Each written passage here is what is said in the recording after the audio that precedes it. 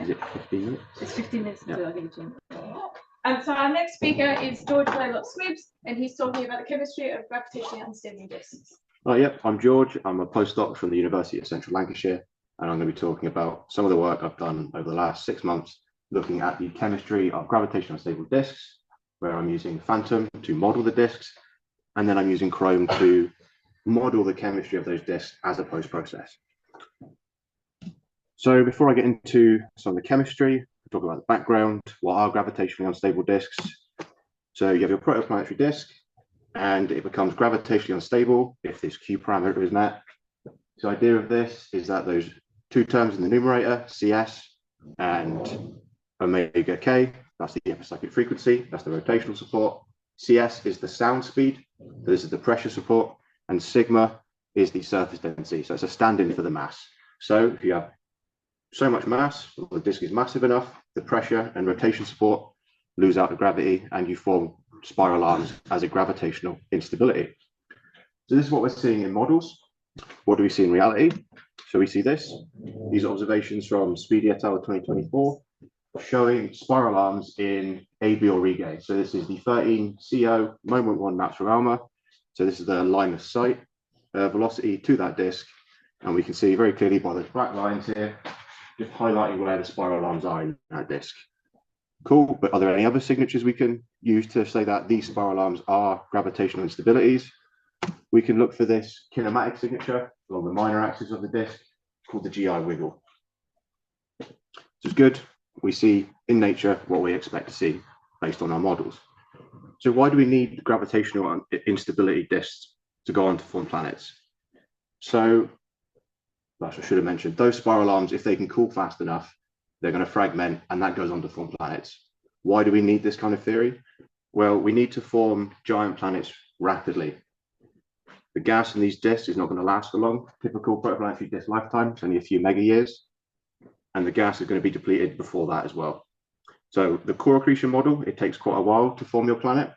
So a few hundreds of thousands to millions of years, whereas in core accretion, it can happen on the timescales of a few thousand, tens of thousands of years. So it's really important. We need this to explain rapid formation of giant planets far away from host stars.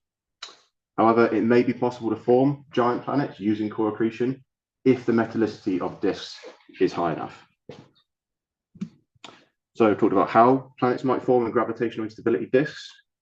Now what I'm going to talk about is how we can use the composition of exoplanet atmospheres to try and infer their formation histories, or at least where they formed in the disks. So I'm sure many of you have seen this before, but it's the static model of the exoplanet atmospheric composition from Oberg et al. 2011.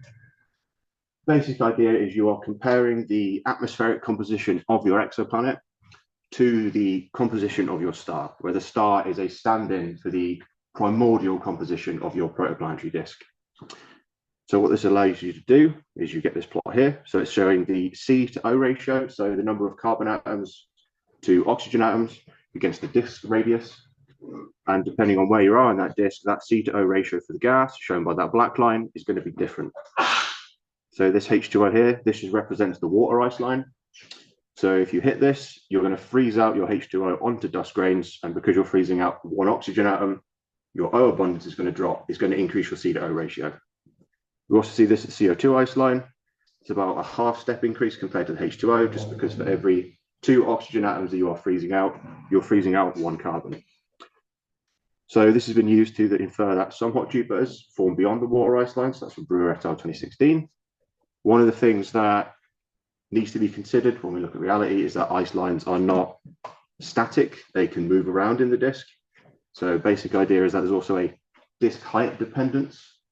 So the further away you are from the disk midplane, the further out your ice line is going to be for a specific chemical species.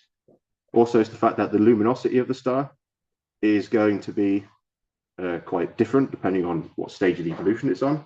So it's going to start hot and luminous, it's going to cool down, and there's also the possibility that the luminosity is going to change via or due to episodic accretion events that are going on in the star. So material is going onto the star, increasing its luminosity. So it's very important to understand how these ice lines are going to change when we model the chemistry. So I've talked about how planets can form in GI disks. I've talked about how we can use the atmospheric compositions to try and infer the formation location of disks. And now I'm going to talk about what we'd expect to see for gravitational instability planets specifically. What do we think is going to be different about them? So one of the first kind of jumping off points, or one of the first models from Spiegel and Burrows, the hot cold start models. If you've got a gravitational instability that goes on to form a planet, you have all your material that's going to form that planet collapses as one giant clump. When that happens, some of that gravitational potential energy is going to be converted into heat. So your planet you produce is going to be hotter. Because it's hotter, it's going to have a larger radii because atmosphere is going to be puffed up. We also expect them to form as oblate spheroids. So this is work from Fenton and Stanatelov, 2024. And they found that planets that form, they form as oblate spheroids. So this has an important implication for the inflows that happen at the poles of these planets, due to the fact that the infall velocities are going to be higher. So the importance of the chemistry, that's going to be investigated a bit later on. So the kind of properties we also expect, I'm going to leave that for more detail in the next talk by Ethan Carter, who's going to go into a lot more detail than me. So now I'm going to get on to what I've done. So I'm using Phantom, as I said, to simulate these disks. And then I'm using the KROME chemical package to model the chemistry of the planets that form via gravitational instabilities. So basic overview of the pipeline I've got at the minute. So I'm sure we're all familiar with this kind of pipeline, especially if we're modeling disks. So I just have the disk set up, disk in, plug them in a Phantom, and then I get the dump files out. For the test cases, I'm using dumps every 10 years. So full dumps every 10 years. Sorry, full dump every 100 years, getting a dump file every 10 years. I'm using a clump tracking module written by Adam Fenton and Ethan Carter.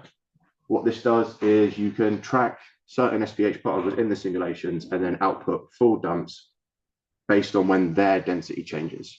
So this is really important to get the time resolution we need as those clumps are collapsing, because that collapse happens rapidly. So then what I've written is just a Python script which extracts it finds the clumps of material, so the cloud of SPH particles around sinks.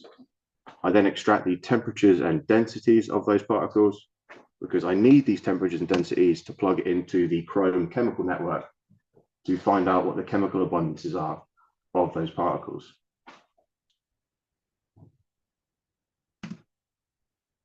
So my test case, so here I'm just showing 100 AU disk right at the end of the simulation, and the X is here to show you where the sink particles formed. So 100,000 SPH particles. I'm using the modified Lombardi method to model the cooling of the disk. So this allows for more realistic temperatures in the disk, which is also very important for the chemistry. I'm using lumdisk equals 1. This lets you set the H over R using the luminosity of the central star. Well, you set the sound speed first, and then you work out what H over R is for that. I'm creating sinks at quite a high density, 10 to the minus 3 grams per cubic centimeter. So it's so high just because I really want to see what's going on in the clump that's going to go on to form that planet. And the stellar parameter I'm using, so 0.7 solar mass star, 0.4 solar mass disk. So it's a very high disk to star mass ratio. This is a very unstable disk. At the minute, I'm just doing it this way because I want sinks to form quite rapidly in these simulations so I can get the data out and see if this pipeline works. So in practice, what does the clump tracking look like? Or how I'm finding the particles that I'm going to trace the temperatures and densities for. So here I'm just showing for sink 18. This middle column is where I define where the clump is. So it's quite arbitrary at the minute, is I just find the sink, and then I find all the SPH particles within 2.5 AU. That'll be changed to something a bit more physical, like checking if they're gravitationally bound or just seeing if they're within a Hill radius. And then we can just look at the initial snapshot and see where those particles were at t equals 0. Okay, but what does it look like for maybe a different sink particle? So you get a very different initial distribution of particles. So also these sinks form at slightly different times. That might have an effect on the kind of chemistry that's going on. Who knows? That's what we're going to find out. But their initial distribution is very different in the fact that sink 18, those particles are much closer to the star than the sink 13 particles. And also, if we look at the final snapshots of the simulation that I've got here, the fates of these particles is also very different. So something that I'll be looking into as well is what happens to subsequent planet formation if one of these clumps is dispersed? Because you've already got all this chemistry going on in those clumps as like a pre-processing. How does that affect then the chemical abundances in subsequent planets that form in these disks? So that's how I can follow the dynamical history of these particles. How am I getting the temperatures and densities? So I'm in the phantom binary dumps directly using Saracen. So the temperatures are directly from phantom using the equation states. Density I'm calculating using Saracen. So I'm at the minute I'm stopping the tracking of this the moment the sink is created. What I should say is I've got log T here, log rho density. These lines here, that's just 1800 Kelvin. That's the temperature at which H2 is going to dissociate. And then this line here, the vertical one, is just the sink density threshold. So this is just how the Saracen calculates the densities of these particles. So it's using HFAC, which is the ratio of particle separation to the smoothing length. H is the smoothing length of the particle. M is the SPH mass. Ndim is the number of dimensions, so 3. What is good to see is that we're seeing very different temperatures between the Sync 18 particles and the Sync 13 particles. At the minute, I'm just showing 10 of those particles. One of these clumps could have thousands of particles in there. It's just to try and keep this somewhat readable. But even with just 10, we can see there's a very different temperature evolution going on. So what happens when you look at the abundances using KROME? So this is all test data. I wouldn't take anything too physically meaningful, or all I wanted to see was, depending if the particles are close or far away from the sun or the star, do we get different abundances out at the end? So I'm using the React Cloud network, which comes with KROME, and I'm using the initial abundances from Cridland et al. 2025. And what this plot here shows is the mass fraction against time in the simulation. The vertical dashed line shows you the time at which the sync particle is created. So again, this is Sync 18, Sync 13 on the bottom. The 4 different colors show the chemical species I'm tracing. So H2O, water, CO, nitrogen gas, and carbon. And then the different line styles just represent one of the 4 SPH particles that I'm tracing abundances for here. So if we zoom in a little bit onto the end, before the sync is created, we can see there is a different chemical evolution going on for pretty much all of these species. There's drops of some of the SPH particles in water and carbon monoxide. We look at Sync 18. There seems to be a drop just before the sync particle is created. And also, there's something going on here with the carbon, probably just due to the fact that the temperature is quite high, close to the star, compared to where Sync 13 is, quite far out from the star. So I think I've shown somewhat the pipeline I've got works, but the next step is to make it right. So I need a more realistic chemical network. I also need higher resolution. So one of the ideas was to use the APR to get high resolution around these clumps before the sinks form. So this was something that I'm very interested in doing.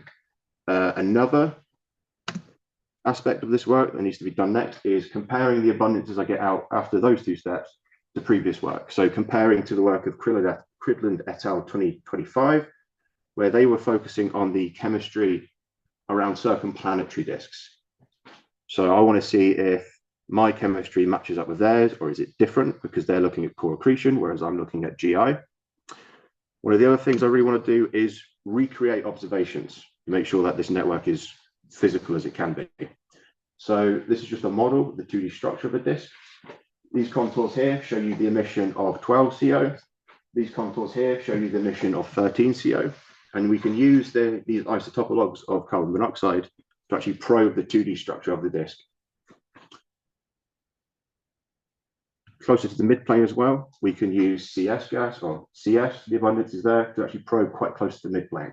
So this is just a model, but recently ExoArmor have come out with a load of papers, and I think some of them do have this plot from observations. I think that was my 2-minute warning that I've just finished, so I'm happy to take any questions.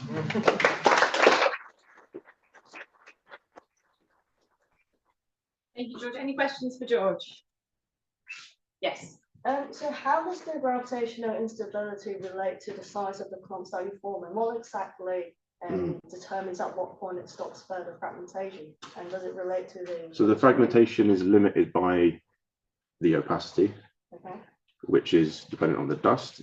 At the minute, though, I'm not using dust in Phantom. I'm just using pure gas, just because it's first steps. So the metallicity is probably also going to change it to some degree. there's a lot of factors that could change the actual clump sizes you're going to get, and then the subsequent size or mass of the planet you're going to have. It also depends on the radius as well, the distances you are from the star. So these kind of instabilities or spiral arms, they kind of form further out. So that Q parameter, if you were to plot it radially, you kind of see a dip about 50, 70 AU out, where it's unstable, and you're going to form these instabilities as well. So it's something that needs more looking into, but my work especially. Next question. Yes.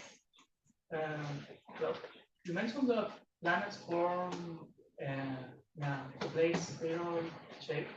Does that affect the way the planet form evolves?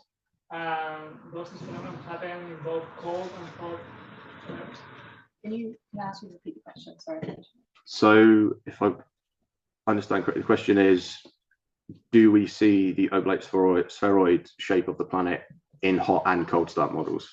Yeah, if it happens in both, or it affects the evolution of the planet. So I won't speak too much on the oblate spheroids because Ethan Carter in the next talk is going to discuss their properties in a bit more detail.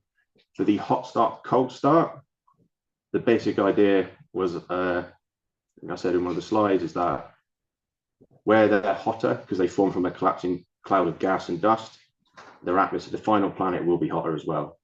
So the atmosphere is going to be more puffed up. So they have a bigger radii. If you compare it to a mass of a planet of equivalent mass that forms via core accretion, its radius would be smaller and it would be cooler. But one of the issues there is with the GI planet is that it's going to cool down eventually, and they will have similar temperatures, similar radius, even though at one point the GI planet had a larger radius and it was hotter. Yes.